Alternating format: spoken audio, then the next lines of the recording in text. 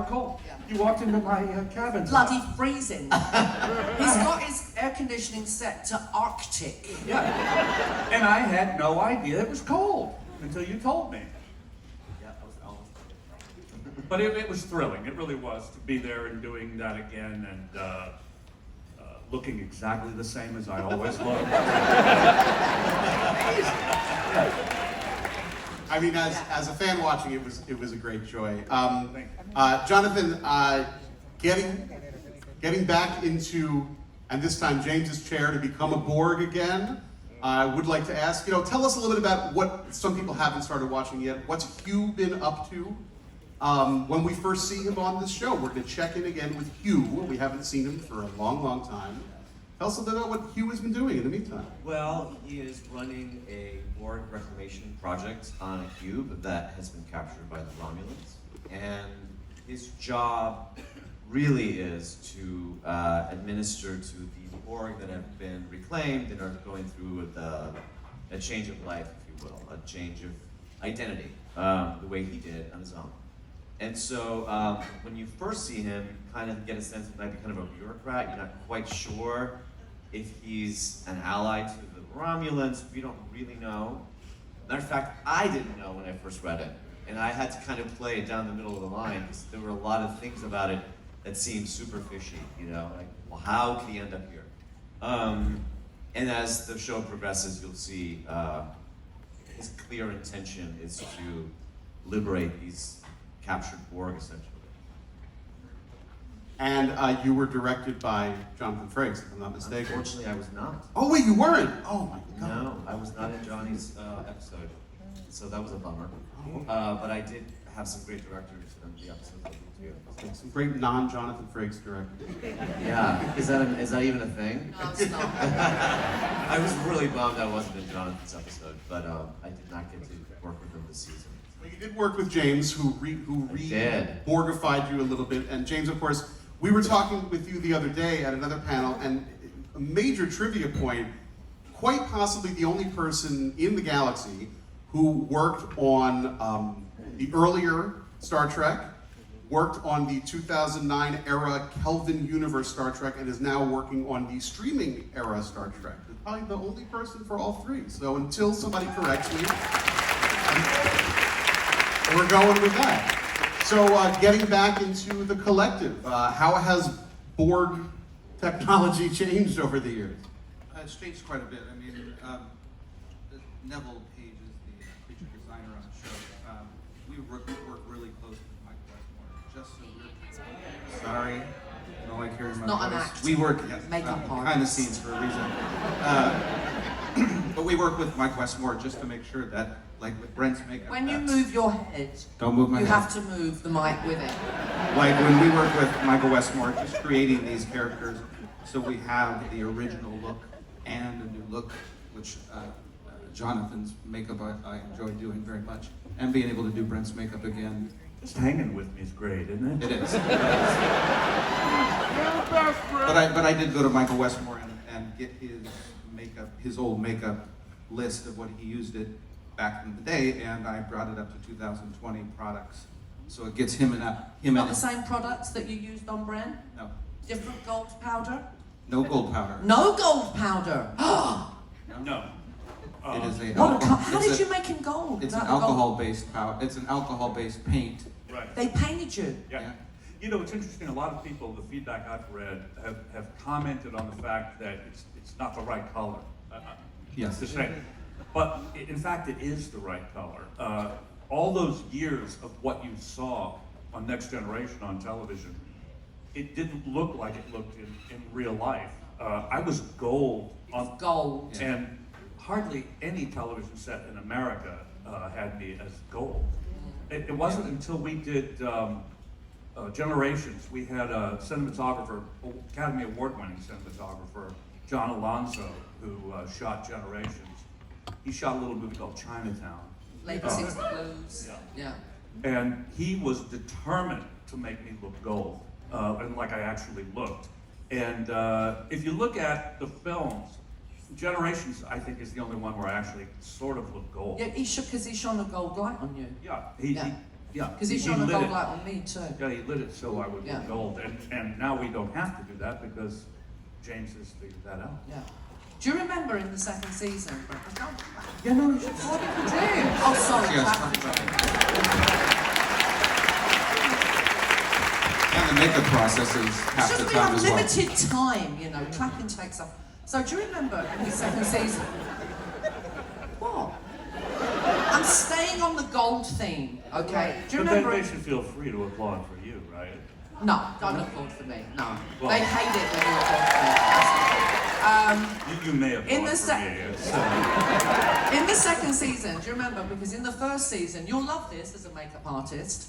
Our contact lenses, you know, I wore black contact lenses, and Brent wore yellow contact lenses, and those contact lenses were regular contact lenses that were painted by the makeup artist. Anymore. Not anymore. No, second season, I said, forget that. We need real, like, coloured contact lenses. Because I used to open up my lens case in the morning, and the saline was black. And they were spending more time in my eyes than they were in the lens case. So I went, that's it. We've got to have proper contact lenses from, you know, coloured contact lenses. So anyway, second day of filming. Oh, look at here. Thank you so much. Cheers, everyone. Oh, that's good. Oh, for God's sake. Thank you Thank so you. much. Thank you. Very Marina kind. and I are on a date. Yeah. Have you ever dated a gay man? Not as, he wasn't, well, not when I finished with him.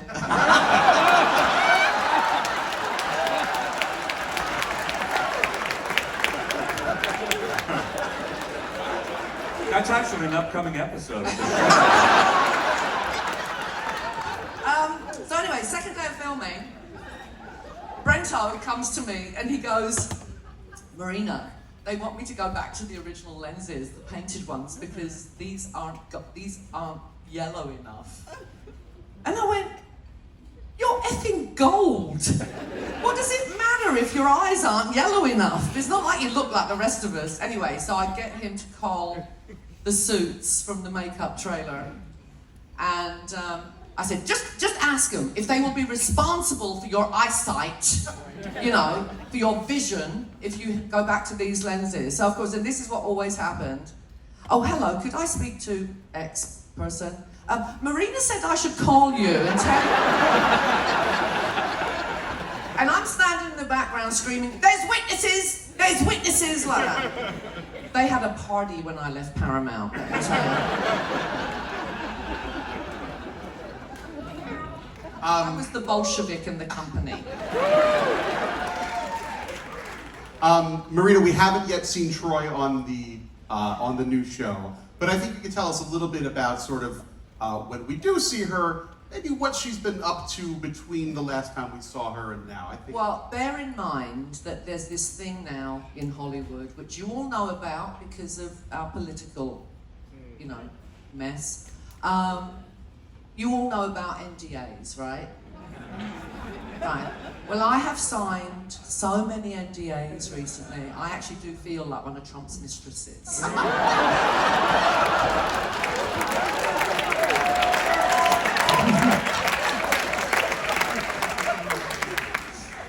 The old ones are still the best.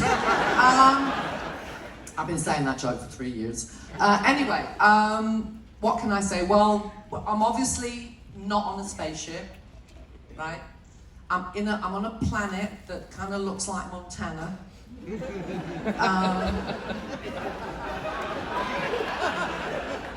I have a child. You've seen the child. I'm married to Riker. Well, obviously, you know I'm married to Riker. You know, because you came to the wedding.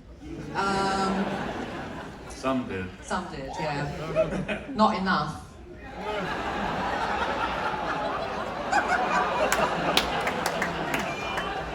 You know who you are.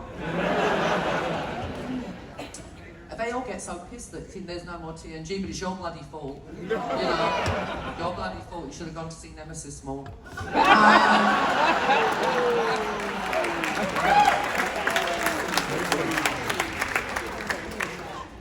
Where was I? Menopause is, oh, actually, this is a quick menopause talk.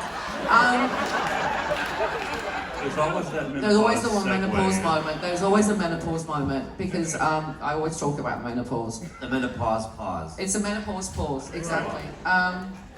When you're going through the menopause and after, don't change topic in the middle of a sentence. You will never remember what you were talking about originally. Same. You were in Montana. Oh, right, yeah. It's actually not Montana, it just looks like Montana. I'm stopping. Well, it's exciting. The next episode is very, very exciting. An interesting person who's involved in the show, he is one of the exec producers, creators, is Michael Chabon. And it's very interesting because he comes from a completely different discipline. He's known more as a novelist. And it's rare that somebody goes from writing award-winning, best-selling novels and becomes a producer on an action-adventure science fiction show on a streaming network with a fan base that can fill a cruise ship. So I'm wondering what this guy is like. If you've had a chance to interact with him, I mean, he's new to television, and you have you're not new to television. So is this guy? Yeah, he was great. Just with coming up with different looks for Romulans. Romulans from the north, Romulans from the south, different foreheads, different. But they all Yeah. still have the same hairdo, right? Yes. They all. No, that's not true. Same barber. Did they Oh, only same learn? barber. Did they only learn one hairstyle at Romulan beauty school? Yes. He actually spiced it up a little bit this season. Okay, because I always Point. wondered about that. Having been a Romulan once, I speak with authority. I renamed Romulus the bad hair, bad clothes planet. I was a Romulan once. You were? Did you like it? Not really. No. Those now are pretty sexy though. Are they? But in our day, they Yeah, had they like were like quilts. they were like square. Yeah. They looked like SpongeBob SquarePants with a head, Well, like they him. look like S&M. Or Yeah. it looked like Linda Evans had had a garage sale after Dynasty and Right. got all her shoulder pads. And why are we wearing galoshes inside when it's not raining? Romulus? Yeah. Romulans wear galoshes, or wellies as we call them in England. They're a little nuts, but the new Romulan, they have this guy, Narek, right? He's Yeah. a spy, very handsome gentleman. Very also. cute. He likes them. We're gonna find out about Hugh's Romulan fetish. No.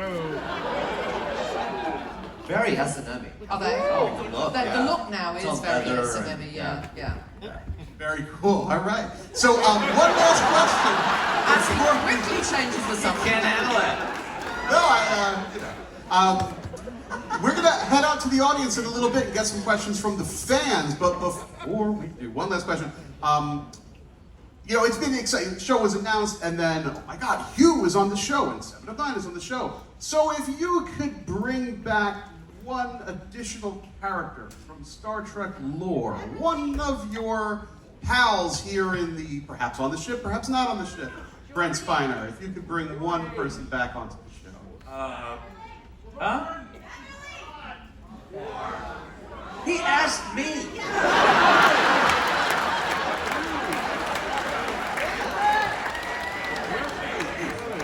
I know. Beverly. No, of course, Beverly would have to come. And Yeah, she'd kill a few people. Right, and of Right. course, I have to say Beverly because she's, here. And, she'll hear about this.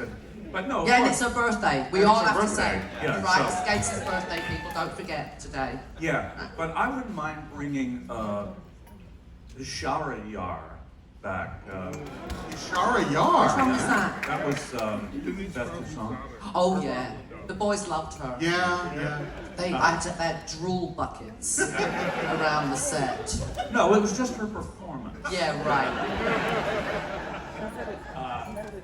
But let me just say one thing real quickly. Well, let me just say something real quickly. I just rewound it.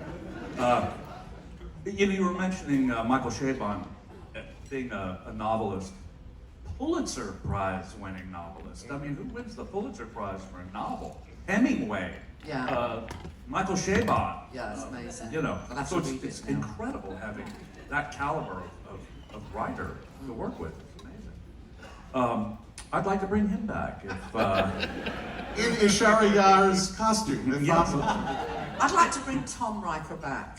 I like Tom Riker. I actually, in a few ways, preferred him to Will. He didn't lean quite as much.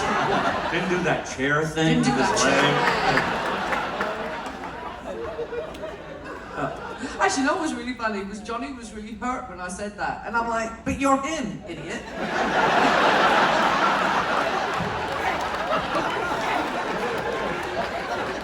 He's like, "Oh, really?" I'm like, "It's not another actor, it's you." It hurt his feelings. Hurt his feelings. I love that. Obviously, who would I bring back? Who would you bring back? Jordy. Oh. And I will say, this stays on sea, right? No one's Yeah, it's like Vegas. Right. Yeah, they have reasons. But I did Which see. we don't know. No, we Right, don't know we anything. really don't. No, we don't know anything. I did see, Jonathan, that first scene, which did air a couple days ago, so we could talk about it. The scene where Hugh and Picard meet, and I saw you wrote something about this. Yes. Tell the audience. Sure. This is great. It's actually the smallest part of the script out of the entire episode. And it wasn't written in the script when we first see each other. And we were rehearsing, and there's not many lines in it. It's all just walking toward each other. And Patrick said, well, we should shake hands or greet or something. And I'd been looking at him during the rehearsal and thinking of my dad who passed about 15, 16 years ago. And I thought, well, shit, if I saw my dad again, and this is fantasy, I can make anything I want up in my head. What if I'm seeing my dad again after all these years? And I said to Patrick, I'd like to hug you. That's okay. And so we did, and the crew got all teary-eyed. And so we're like, yeah, we're gonna keep that. Because it was a very personal moment for both of us. Having watched it just as a fan, that jumped out at me. I was like, oh my god. And I knew when we shot it, and I told our director, Maya, who's brilliant, I was like, you're creating a moment, like a Star Trek moment. I just felt that. The Borg cube being so key to that, and him coming back to the Borg cube, and both of us being there, it's chilling in a way. And I just knew it was gonna be that kind of moment, and it was kind of fun to watch it and go like, oh, I was right. I could read the moments. I like directing too, so it was fun to like figure that out, you know. James, if you were to get your mitts and your all your equipment on a character from the past, it could be a human, it could be a Horta, it could be a. I'd like to do Worf.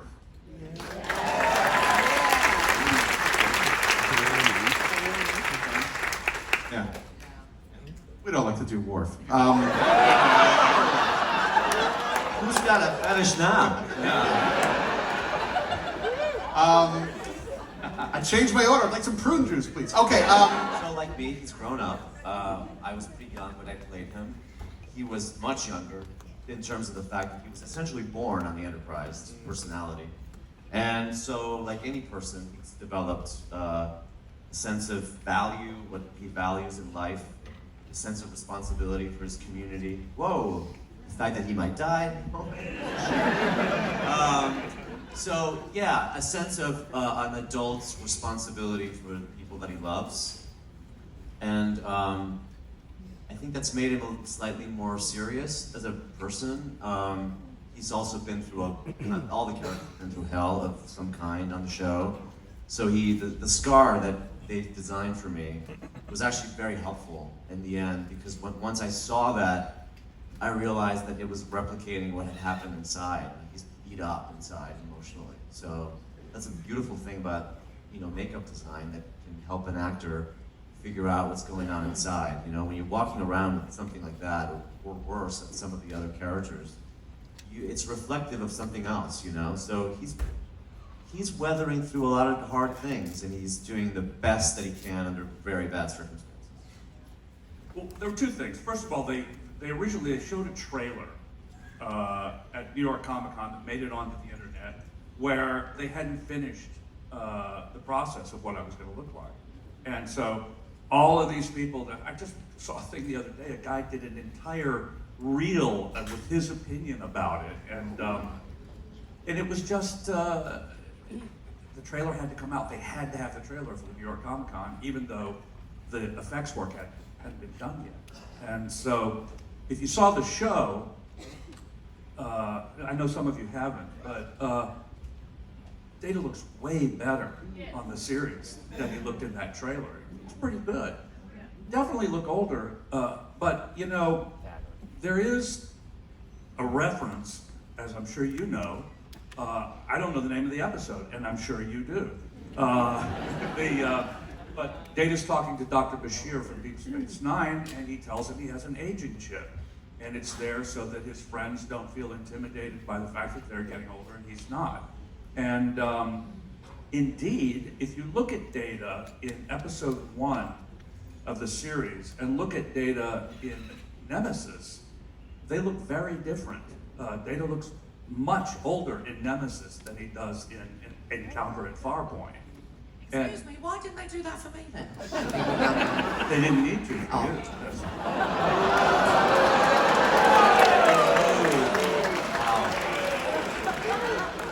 I've had that in my pocket for a long time. But anyway, it makes, of course, Data ages. He said he was going to age, and indeed he did. So what's your problem? You know, I mean, unlike myself, he actually aged. And, You know what's really weird? I think people watch these shows, not just generationally, new generations have been watching. I was doing a series a few years ago, and a person, I'm assuming a young person, wrote on Twitter or something, "Oh my God, I just realized Dr. Morales is you. God, he got old." right. And I was like, this is someone who probably saw Hugh, the show, like 5 years ago. I'm like, dude, I was like 24. I'm like 50. It's just a funny thing, you know? I know. I got accused of having a facelift. I got accused of having the worst facelift. You got a bad facelift? I haven't had a facelift. I'm like, how could it be? Look, no scars. Did I have all this shit hanging down here if I have a facelift? I mean, really, you know, I actually did a movie where they said, we have to make you look 20 years younger. And I went, oh, good. And they said, but we also have to make you look 20 years older. I went, that's all right, because you're making me look 20 years younger. And the lady, you know how we did it? We did it with the tapes. The tape, yeah. Right. And the girl had never done it before. And on the third day of filming, do you really want to hear this story? Yeah. Okay. So on the third day of filming, I put my hands up to my face, and the tapes come away, and my hand is all wet. Blisters. Oh. Blisters, because she hadn't she'd put thread in the back instead of elastic, and the friction had made blister. Yeah. Wow. So you were in Montana? I was. My favorite thing of the changes. The dog. What could it be? I love the that dog Picard is has really a dog. great. Yeah. Number one. Yeah. But the show looks like a movie. I mean, it's beautiful, and you can't quibble with that. Yeah, I would say, I would agree. Yeah, The we shoot a scale movie of every it. 8 days. We shoot a movie every 8 days. Right. You get 8 days? We get 8 days. Yeah, we've got 7, so shut up. I think the scale of it, what they're talking about, the look of it, sets, storytelling is bigger. Yeah, I love that. It's Well, fun. it's because your budget is like Right. 10 20 million. times what our budget was on Yeah. TNG. Yeah. That is huge. It's huge. The budget on Picard is huge, and it's not just Patrick's salary.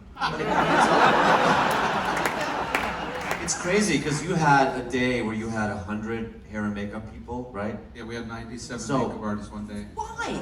Because they had 300 people to make up. 300, right? For what Yeah. scene was that? I don't know. I I think remember Jonathan's episode. It was last free cloud. 300 extra. Imagine, and all the wardrobe and makeup and every person in the background. It's really astounding. Yeah, All we right. don't have 300 extras the entire series. No. But it's interesting as an actor to walk into a set that's that realistic too. Because usually we're making it up in our heads. Yeah. It's kind of like, oh, I'm on a Borg cube. Okay. Well, and do this. also, one of the things I like that's different, I think the cast is sensational. I Well, think so that- are we. That's yeah. not different. Well, I mean, it's different that I would think that. That's true. Yeah. That is true. That is true. Yeah. Never in a million years. No. I mean, you guys, I did 2 episodes of Next Gen. And a third one which they used a clip of something else. So 2, essentially. Never did I was already so grateful to be a part of the family, but it was someone I'd worked with before. Jeri and I had both worked with James Duff, who was one of the original writers early on in developing it. And it had been his idea to bring back Jeri and myself because, you know, between Patrick and Jeri and I were the 3 main Borg that we... And it was a Borg thing. Yeah, and then with the Borg was a big piece of it and all of that. So, yeah, incredibly shocked. Still am that I got to do it, you know? I had such Yeah, a wonderful I love time with Robin. him. He's Yeah. fantastic. He's so excited to be on the show. He is so excited to come and do the conventions. He's just delightful, and I got to work quite a bit with him. So I think you'll see in this next episode I've got some good things with him. Oof, if I was 40 years younger. Right? So yeah, it's a wonderful experience. Love him. I think you'll love the work he gets to do. He is lovely as well. Yes. He's so excited to be Sweet, on it. sweet. And so sweet. Yeah. Yeah, he's so sweet. It won't last. It won't last? No, it What, won't. the looks will fade? No, I mean the sweetness. Oh, Yeah. right, yeah. Yeah, Hollywood. Soon he'll be lives- drinking cocktails on the stage with the rest of us. Yeah. Generations of Star Trek have focused on current issues and things that are very important at the time they're on television. Picard has a very, seems to have a focus on dissent or some sort of issue that's driving a lot of, obviously, Picard away from the Federation. How do you think that connects to current day issues? And Do you watch the news? well, yeah, that's what I want you to talk about. It's the migration crisis across the planet is big. In America, it's huge. The border issues with, you know, not allowing people to seek shelter. Yeah, but the refugee crisis is bigger than Gee, that. is the otherizing of people, the destruction of structures of power, you know, like the Federation or the US government. You know, how things are sort of being taken apart and falling apart and not really being a centralizing figure in our lives where people now have to rely on themselves and on community and each other to get through it. I think that speaks to what we're living through right now. When Patrick, someone asked me yesterday, you know, Patrick had always said that he would never resuscitate Picard, right? And they said, well, why did he end up doing it? And from having spoken to Old Baldy, excuse me, Sir Old Baldy,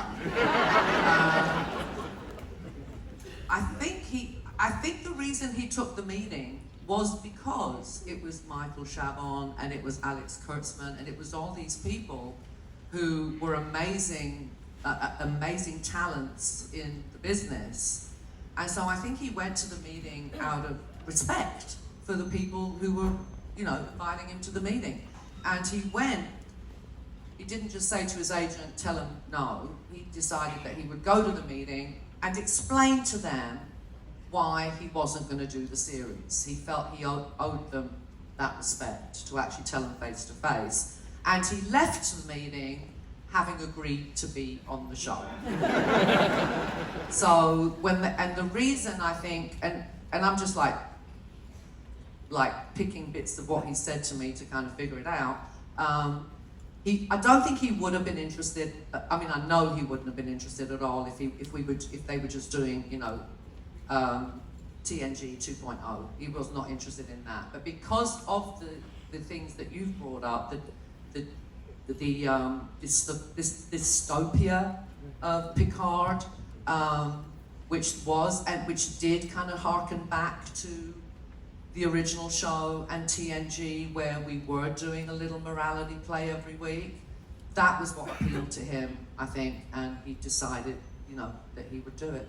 Plus, it's only 10 episodes as opposed to 26 that we used to do. So, because he's very ancient. Tough room. Tough room. Oh yeah, you had to hold your own on TNG. I hear you, Marina.